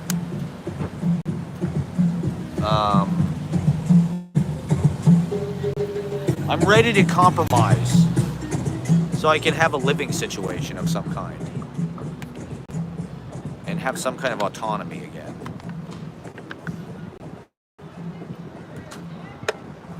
I'm looking for a sinecure position, an honorarium, a travel grant, a pension, a trust.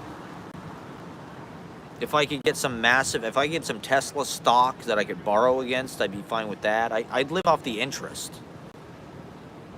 Give me some kind of nugget so I can just live off the interest. That's what it's all about, is living off the interest.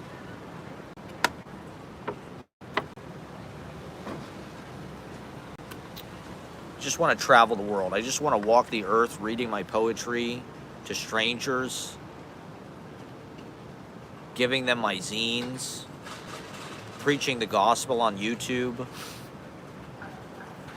holding free college on YouTube every week, office hours, lectures, free public lectures. You know, these aren't live streams. These are like Yale courses. You know, like how you look at the Yale course and you go back and you watch, like, oh, here's a Yale course in like Melville or whatever. My live streams are like, you know, poetry lectures. And it's a lifestyle. Getting out in clubs, reading your poetry to real people, feeling them be affected by it. What could be more real than that? What could be more risky and dangerous and meritocracy? I mean, I think we are living in like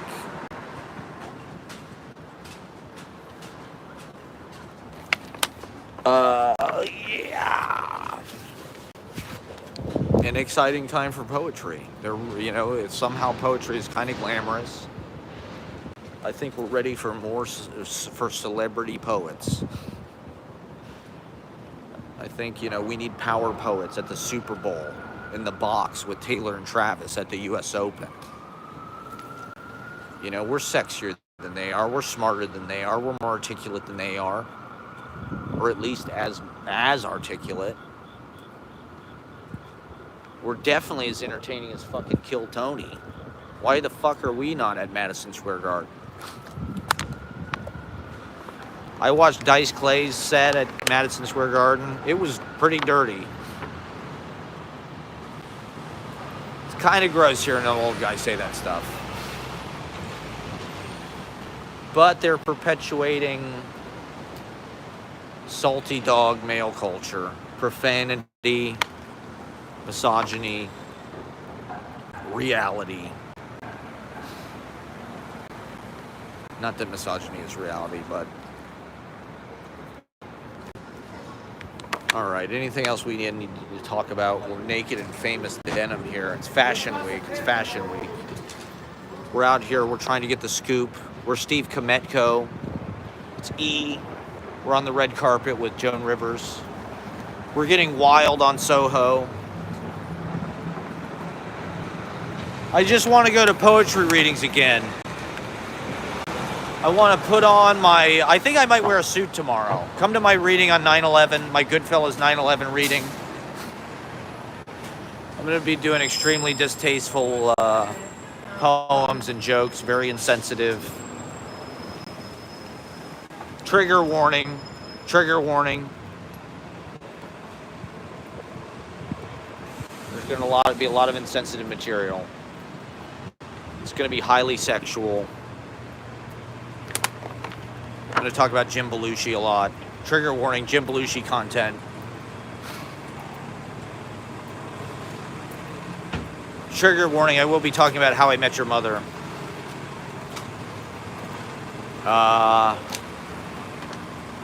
Well, I don't know. You know, it was a twofer. I did an open mic before this. I still am delivering live stream content.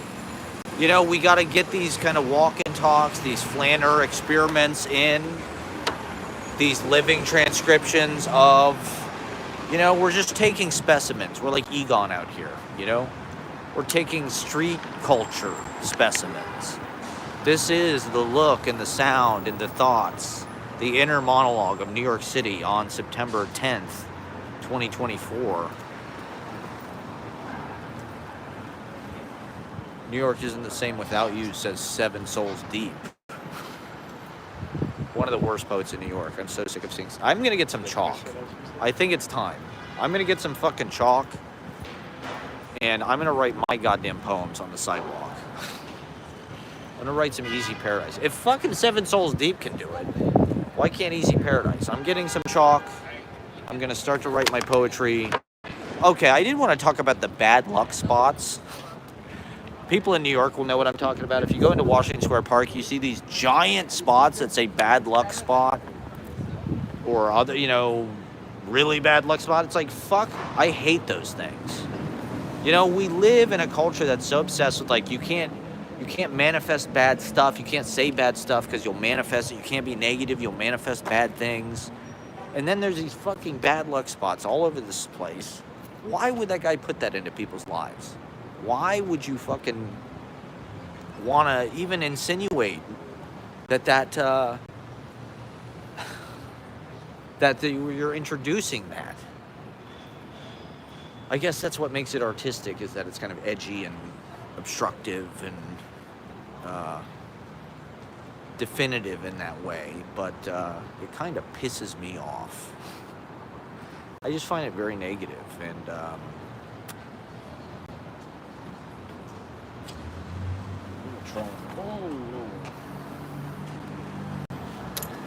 try and roll one real fast for the train. Okay, I'm on low power mode, everybody. We're switching over to low power mode. You know what that means. Low power mode means it's almost over here. So, wow, we did it again, didn't we? It's Fashion Week. We walked around. We cataloged the streets. We recapped the open mics.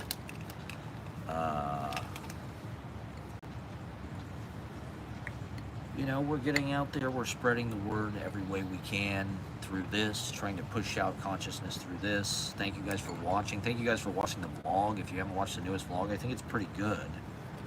It's got a little bit of a lot of things. There's no like 10-minute chunks of anything to like really make it boring. It's all like a bunch of like 2-3 minute things. So I love going to fucking open mics and reading my poetry. It sucks that my life is in captivity right now, and I've sort of my health insurance changes at the end of the month, so I'm gonna go to the dentist as soon as I can and get my shit fixed, and hopefully that will mean I can just go out and walk the earth again and be with the people, be among the poets, and be among the word, the living word. I really wish, I'd like to get poetry level discourse into comedy clubs, and I love being a part of comedy culture, even in my kind of like tangential way. It's cool to know, and maybe it is a gender thing, it does feel gendered in the same way like the political parties are gendered. It's like poetry is kind of female, comedy is kind of male. Poetry is left wing, comedy is right wing, and I'm surprised to find that, because that's not what I'm looking for in comedy. It's a surprise to me that everybody's jokes are about the fucking Holocaust or something. Frankly, it's bad taste. The poets are kind of right to be aghast at the recklessness with which people kind of like use these things as punchlines. The Holocaust or whatever. Like watching that Kill Tony thing, I watched a few of the other people's sets. Like, Jesus Christ, every joke's about gas chambers or writing a number on your fucking wrist or something. It's like, fuck you. Why the fuck are you bringing this up like it's something? Oh yeah, we're gonna laugh about this. Like, what person in their fucking right mind would laugh about that? I guess that's what makes it funny. I just feel like That's not funny to me. That's not even the basis of humor to me. Those types of things. It's like there's a million things I can think of that are funny that have nothing to do with the goddamn Holocaust or ovens or gas chambers. You know, that shit, that's probably the least funny shit that's ever happened, to be honest. And so why the fuck even go there? You know, I don't want to go within 10 miles of there in a fucking public, you know, performance. Talk about something pleasant.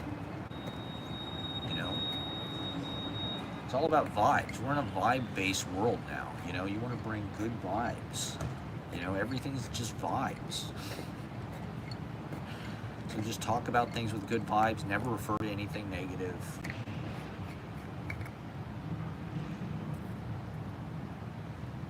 Or I don't know. That's not true. I mean, you can talk about, you know, trauma porn.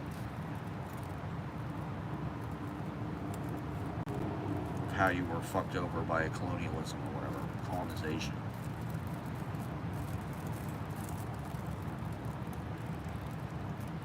I'm just on the internet smoking weed.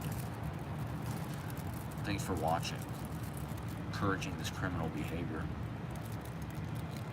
Just travel the country, you know, just travel the country reading, doing reading, selling your books, meeting poets, live streaming, vlogging, making art, making great experiences, making memorable experiences, writing novels, writing books about your experience, writing books about the poetry scene, writing books about your friends, using your friends as characters, you know, making your friends into legends.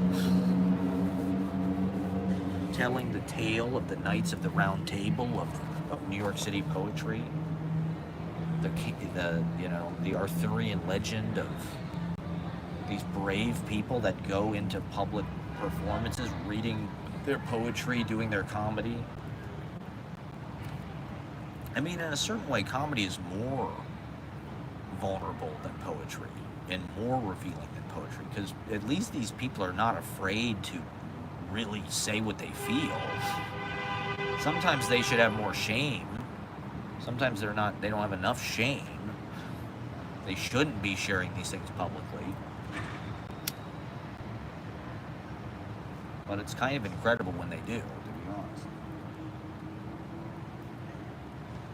And I don't know, the consequences are psychological, I guess, and psychic. Your aura gets damaged. When you do shows and when you bomb, I don't know. It's all learning. It's all.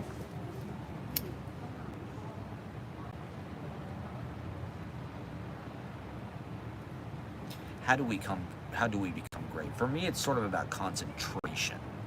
I think, you know, the problem with what I do is like it's not concentrated enough. It's like you have to concentrate what you do. Like Jason King, boom, he did 1 minute.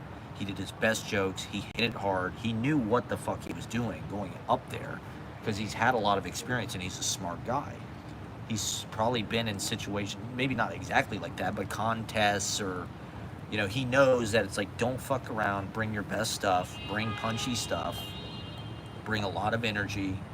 He does that thing at Easy Paradise too. Every time he hits a stage, even late at night, he'll usually say, make some noise or make the most noise you've ever heard in your life, which was the first thing he did at Madison Square Garden. That's a great way to start because it's just like, it reinforces, you know, I think as people on stage, we're grasping for every little reaction coming from the audience, and any kind of positive feedback can give you that little bit of confidence to go after bigger moments and bigger ideas and take chances on stage.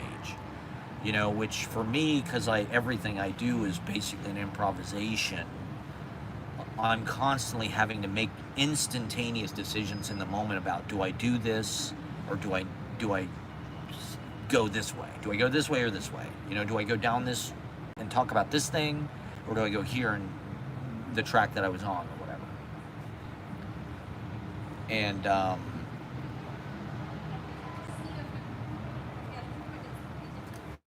So I don't know, just getting all the fucking experience on stage that you fucking possibly can.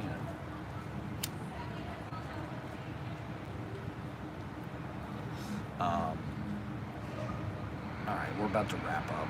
I'm gonna do till I have 10% left, so thank you for watching. I don't know if this has been good for people or bad for. It's been all over the fucking place.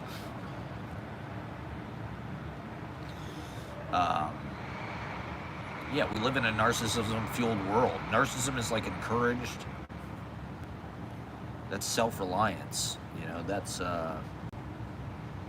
it's making yourself the best person you can be. Be the best looking person that you can be. Fuck what's on the inside. It's all about how good looking are you, how sexy are you, and then and how cool are you.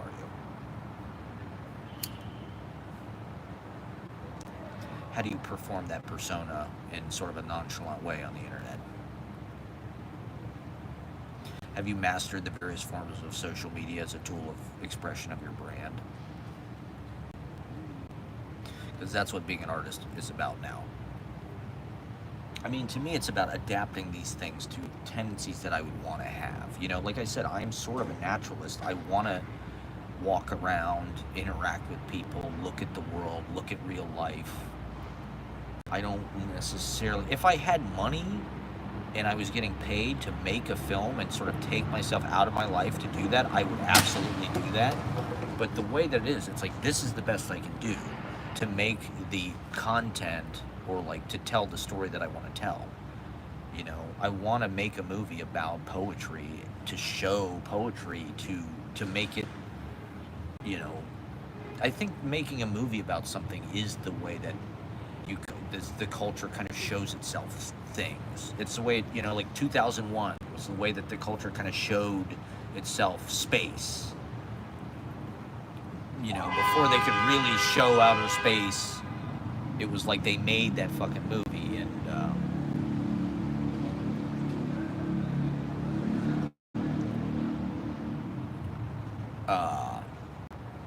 and so trying to show people poetry life, the lives, what it's like with these kind of creative swirl of crafts people who are magic, and you know, the attention to detail they pay to every moment, and to friendship, and to gifting, and doing rituals and events, and hanging out, and going through the world. I mean, that's something that I'm constantly living in a sort of applied nostalgia.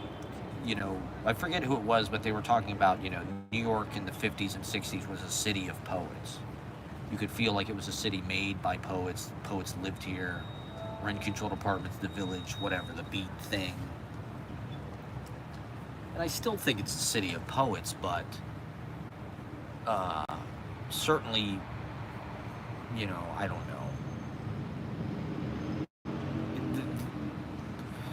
There's a monetary thing here that's different, that does conflate the sentiment of that. You know, it's not necessarily a handmade, you know, there's not poetry bookstores everywhere. It's like real estate is expensive. A lot of real estate's empty. There's bookstores here and there, but I don't know. It's not as much of an open city. It's kind of, you got to figure out some kind of economic cheat code to be at the table here.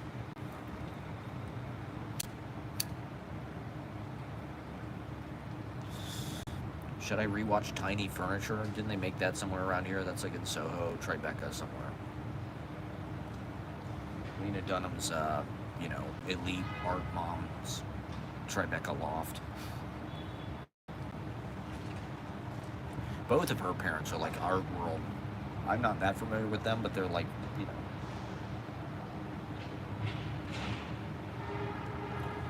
they would be like very successful poets, I guess, if they were in poetry. They'd be like, I don't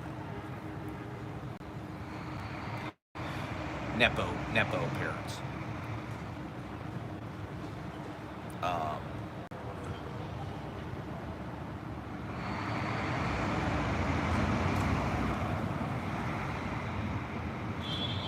Yeah, I don't know. I mean, you gotta believe. You gotta believe we're building this online audience. I don't know. I think the culture's coming around to us, like Harmony Korine said. So my way, of getting into the culture, using the technology for your own purpose, for your own ideas, it's like, well, I just want naturalism.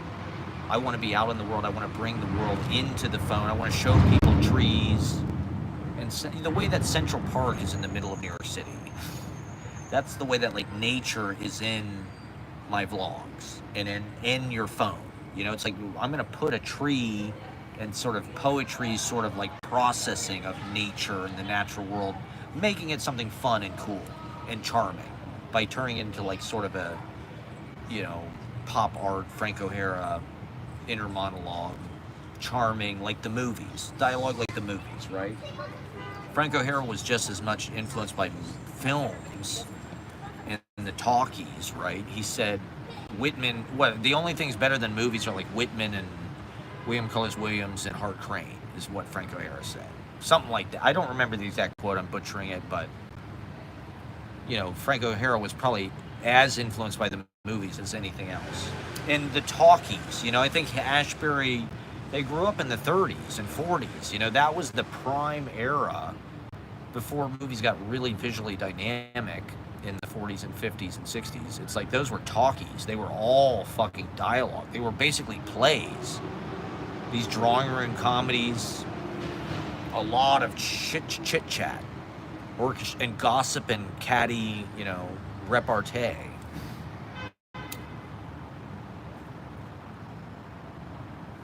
I think that's one of the things that makes Frank O'Hara appealing to like a modern audience, is like you recognize phrases from movies or pop culture or entertaining kind of formulations that you've seen. You don't necessarily exactly know where, but I think we're just we're drug addicts, and we're so addicted to cultural stimulation, pop culture, American culture, sitcoms, loud music, hyper stimulating movies, action movies, CGI. All right, love you, Ashley. Good night. I'm about to get off this. That it's like when the poetry doesn't have that stuff, when it doesn't have food coloring or high fructose corn syrup. Did you watch Love Liza by yourself? I'm kind of worried. That's definitely not a good, that's definitely like a warning sign. Signs to look out for. She's watching Love Liza alone. That's definitely, Ashley's poetry has everything. Yeah, well, that's the point of what I'm saying. All right, I'm on 10%, so I'm about to get off. Thank you for watching. Okay, good. I'm glad Ashley's watching Love Liza with. She's showing it to friends.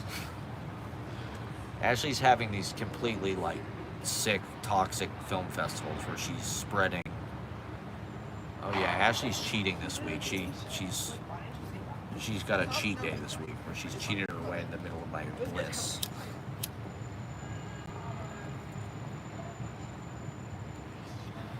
All right, well, anyway, come see me tomorrow at Near's Tavern, the Goodfellas Bar in Queens, New York. I'm live from Queens, baby. I'm doing a featured set. It's a cool open mic. I mean, Kenny Gordon is super awesome. Rosa is awesome. I love the Muse New York. It's a super dope series. They have another branch of it in Reno, Nevada, so they kind of are bi-coastal in a cool way. They have a lot of followers, actually. Not that matters. But it's cool, it's just super creative, awesome, pushing out art and wildness, psychedelic visions, jam band kind of expansiveness. And it's the Long Island vibe, I've been trying to get out to this was supposed to be my Long Island summer. We were supposed to have the Long Island Connection or whatever the fuck that book is called. But I've been having these weird leg problems, so I gotta get it fixed. But maybe there'll be Long Island winter. I think it's supposed to be kind of a warm winter. I've heard that it's not gonna be that cold, so.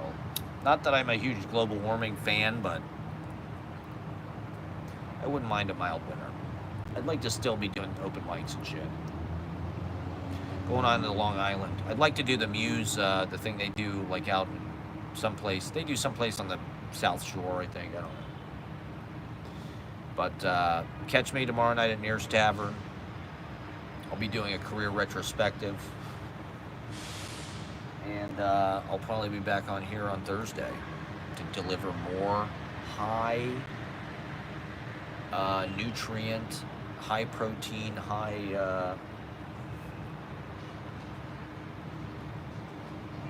value food product for you, the viewer at home. Thank you for watching. Like and subscribe. Check out my new vlog. Sign up for open mic. We'll hear Ashley read tomorrow as well. She'll be on the open mic, so I don't know if anybody is fucking coming to this. Probably not. I'm not a super popular guy on the poetry scene. I think everybody thinks I'm kind of a fuckface, but... And it's way the fuck out in the middle of nowhere. It is off the I think it's off the 7 train. Mafia. Oh my god. Ashley's now into the mafia wife aesthetic. Sure, Ashley. Yeah, so it's not far. It's on the MTA subway system. You can get there. It's not far from the train. So if you can get, I think it's off the 7 train. So I encourage people to come out. I'm featured. I'm on the poster.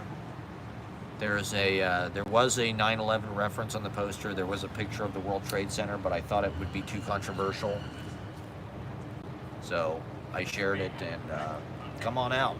I'll be, it'll be a good time. It's the Goodfellas bar, Ashley. Yes, it is the Goodfellas bar. I wish it was the Billy Bats bar, but they did shoot some of Goodfellas there. So it's a big night for me. Thanks to Kenny. Thanks to the Muse. We'll be there. Sign up for open mic next week. Next week is back to school night.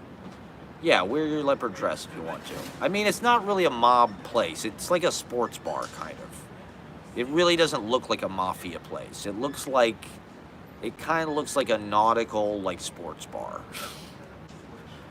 You know, like everything from New York in the 1800s was like a shanty.